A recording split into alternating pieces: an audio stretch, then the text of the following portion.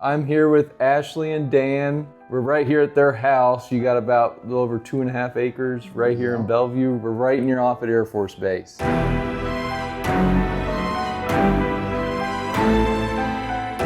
So you actually have, I guess, 2 businesses that you run here. You have a sawmill and a general store, correct? Yep. Okay.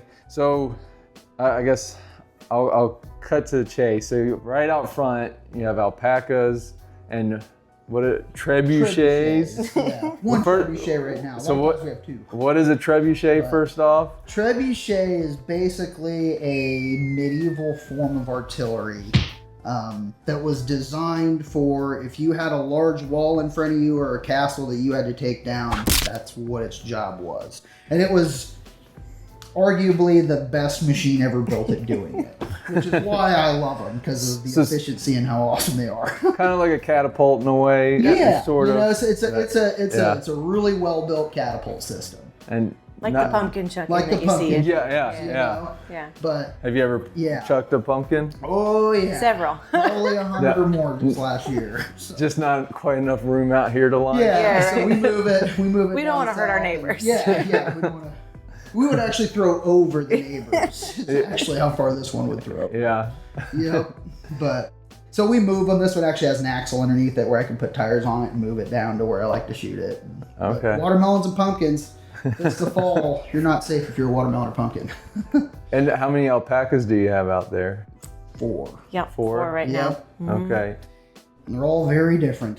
What? They are. So what is the difference between an alpaca and a llama? Llamas are a little bigger. A little bigger? All right. And a lot of people like the llama for packing. You know, this is, these are kind of our fluffy pasture pets, but we love them dearly. These are kind of more native to our climate than a llama would be too. Yeah. Okay. So they're a lot. It's a little more similar for them. Yeah. Okay. So native to the Andes Mountains and stuff. So. Yeah. So obviously you have a very cool property here. How did all of this get started? So we had met about 10 years ago, and I had a smaller property that I had started my sawmill on. And I had always loved working with wood. And so eventually I got into a sawmill, and then it's a labor of love. You know, it just grew and grew and grew. So, I mean... So it got to the point we needed a new place. Yeah, we outgrew, you know? We outgrew. Yeah, so we looked for a while, and we got super lucky finding this place. Yeah. And needed some work. Yeah. But we were capable of doing most of the work, you know? Yeah. If it was wood, we had it covered. So. Yeah, so we got married in the pasture. Yeah. Here? Yep. It was right at the time of the floods that our 2019 marriage was supposed to be. Yeah. So it was like, well, we always wanted to do it on our property anyway. Why don't we just switch it? Well, then you got flooded. Yep. So we just got married 3 months ahead of time, we moved it here, and ever since then, I mean, people stop by and they'll just knock on the door randomly and say like, "Hey, can we see your alpacas?" Or at the time it was, "Can we see your sheep? Do you mind if we stop and look at them?" And so I think the idea just came around that like people want to see this place. We're kind of different and we have very weird hobbies. Yeah. So we wanted to do something that was more inviting and very obvious with the cart of like, yes, you can stop here and look at them. Check it out. Because they are fun, and we want to share that with people. Yep. That is cool. Yeah. So is it like a petting zoo kind of thing with the alpacas? A little bit. A little bit. They don't like to be pet. No, really? They like to be fed. Yeah, right. They're kind of like cats. They're very cat-like. Yeah. They'll do whatever they want, roll around a lot, fight with each other over snacks. Yeah. But yeah, We they knew people mostly were love try food. and pet them anyway because we're in the middle of the city, so you might as well just let them pet them. Right. Yeah. Make it fun at least. What are their names?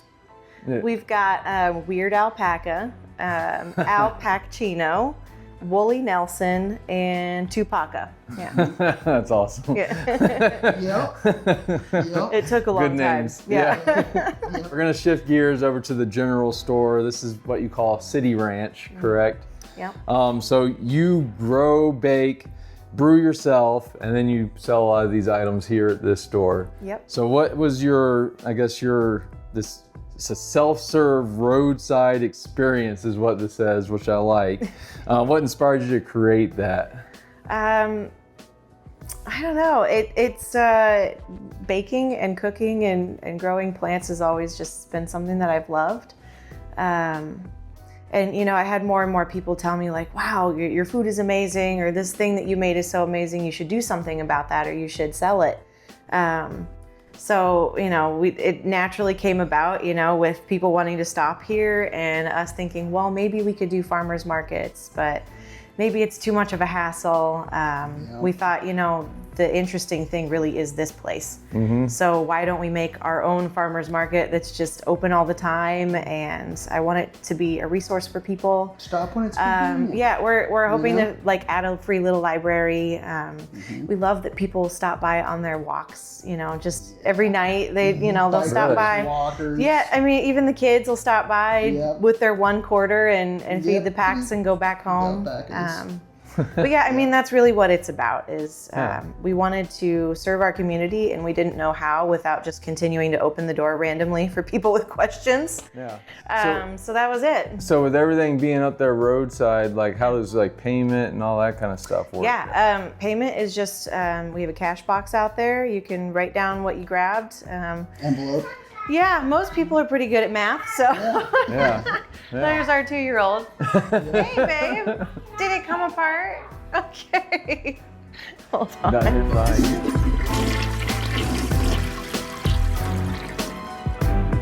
Let me get her. Did you rip it out of the wall?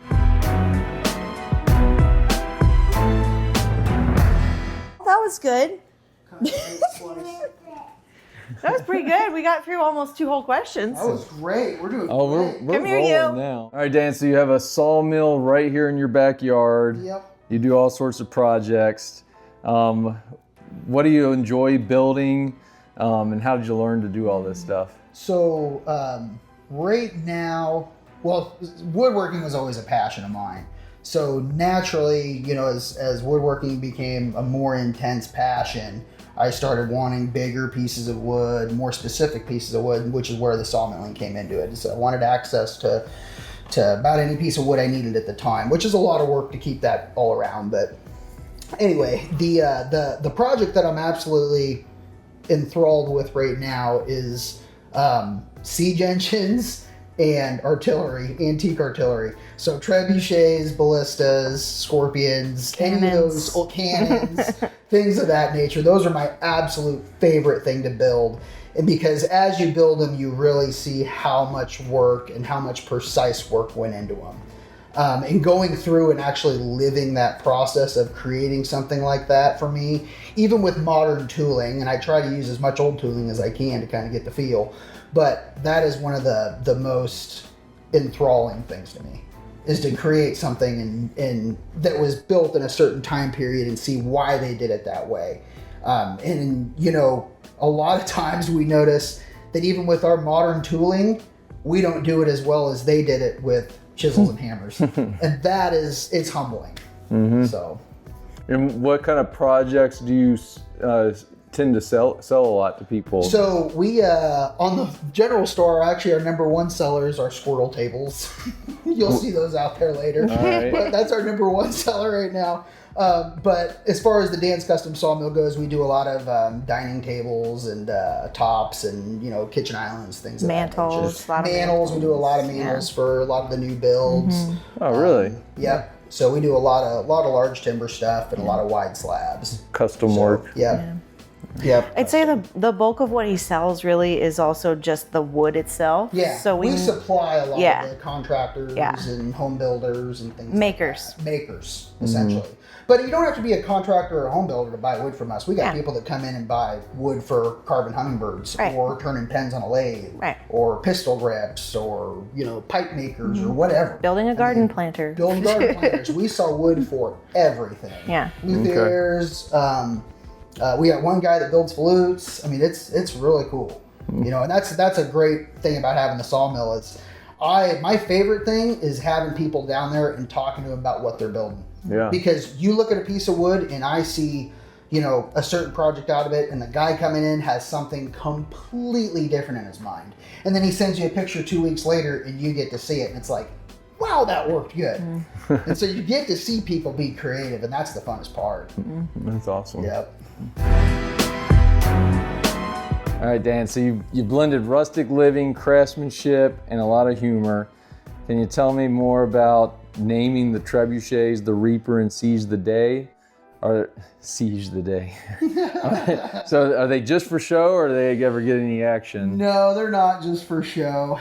The names just kind of came naturally. You know, one I built during the day, which was the Siege the Day, and it's a lighter color. And then the other one I built is the Reaper, which first time we shot it was at night with fire.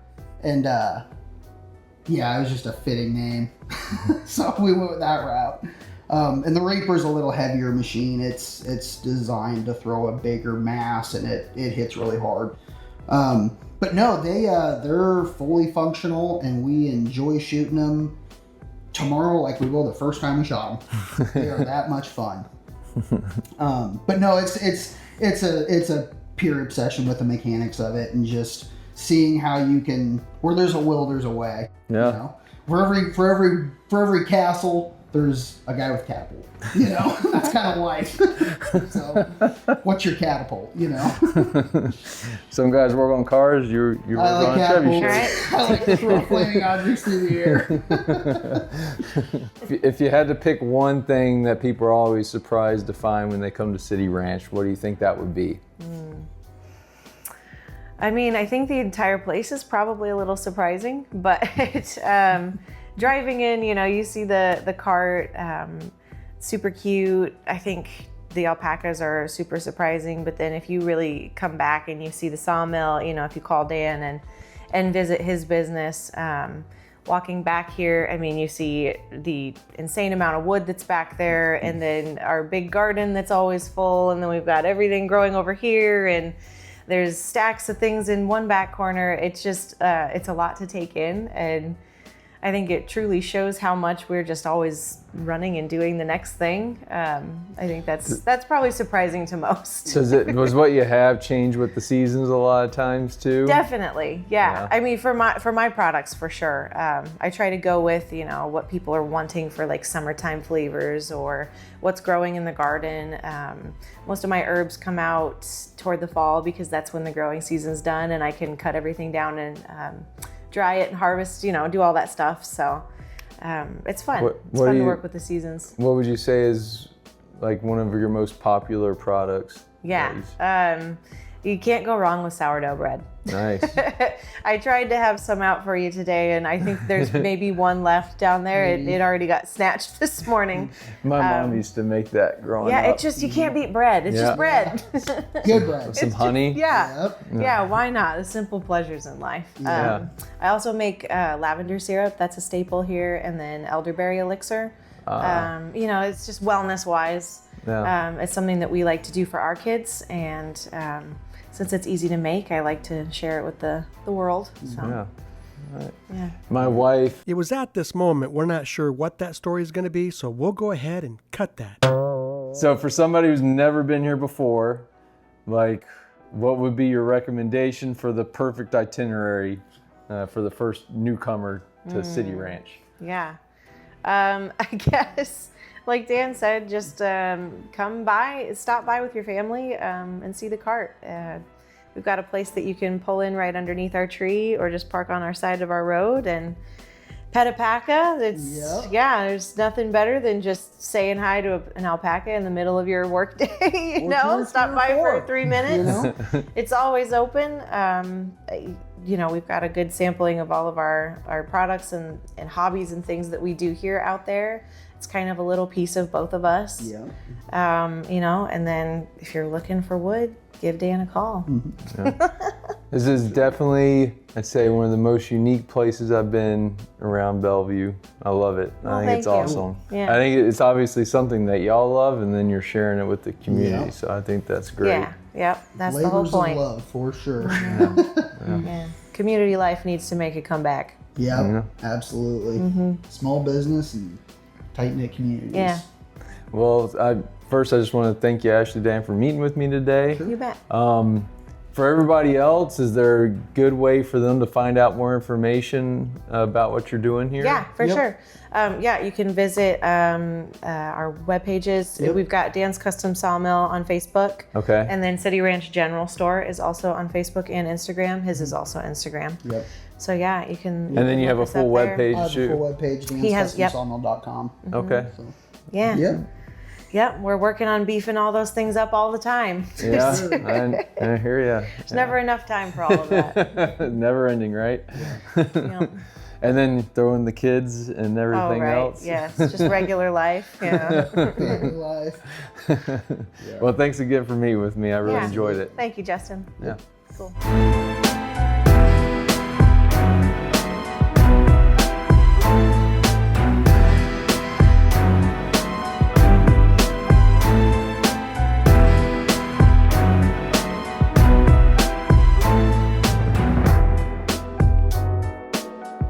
If you need help buying, selling, or leasing a home, I hope you remember my name.